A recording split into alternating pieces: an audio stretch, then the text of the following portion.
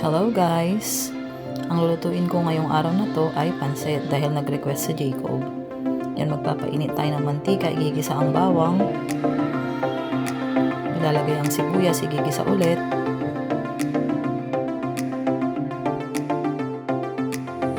Pagkatapos yan, isusunod ko ng atay balon-balunan. So yan, nilagay ko na.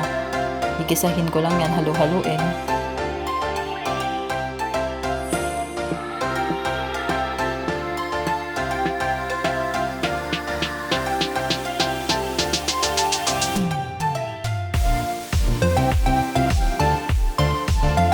Nakita kong buo dyan na atay balon-balunan, so kinuha ko, hiniwa ko pa ulit. Pagkatapos kong mag-isa, nilagay ko na ang betchin,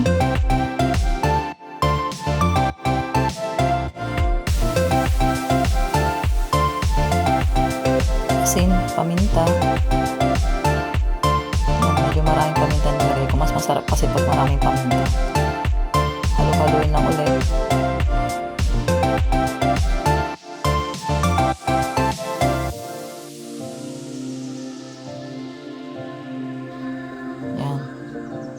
Halo-haloin ulit.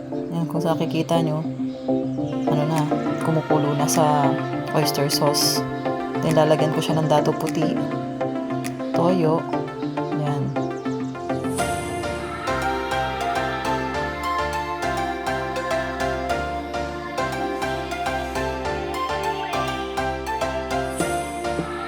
Halo-haloin lang ulit. Para mix yung lasa niya.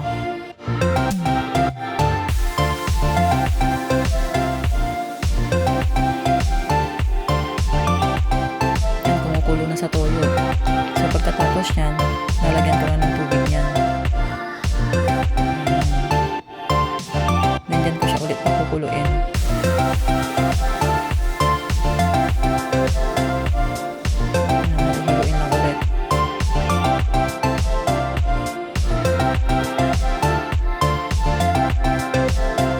Pakiramdam ko kulang ng tubig, so dinagdagan ko ulit ng tubig. Yan, halo-haloin lang ulit.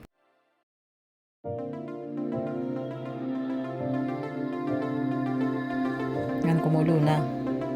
So pwede nang ilagay yung carrots.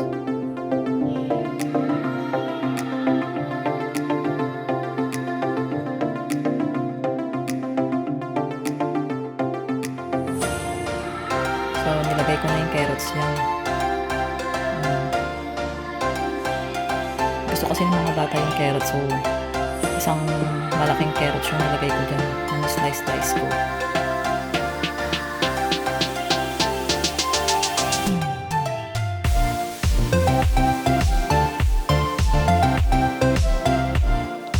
Halo-halo ko ulit. Haluin na ng haluin.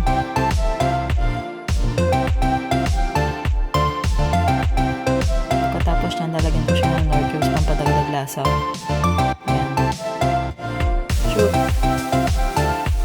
Kumukulo na siya ulit, pwede nang ilagay ang bihon sa kayong pansit canton. Yan.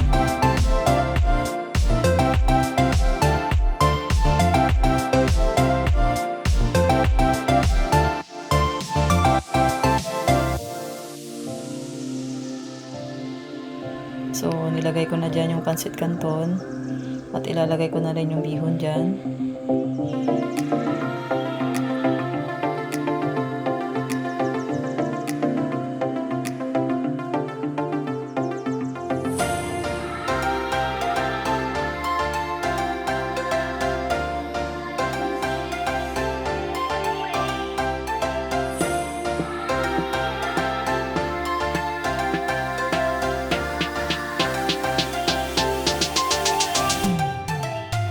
Halo-haloin lang hanggang ma-absorb ng pansit ang toyo.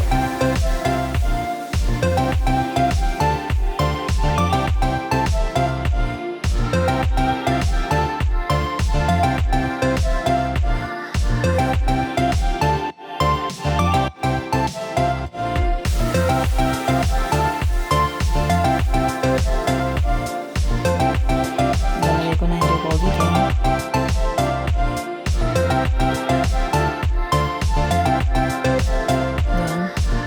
halo-haluin ko lang yan hanggang maluto. Yan.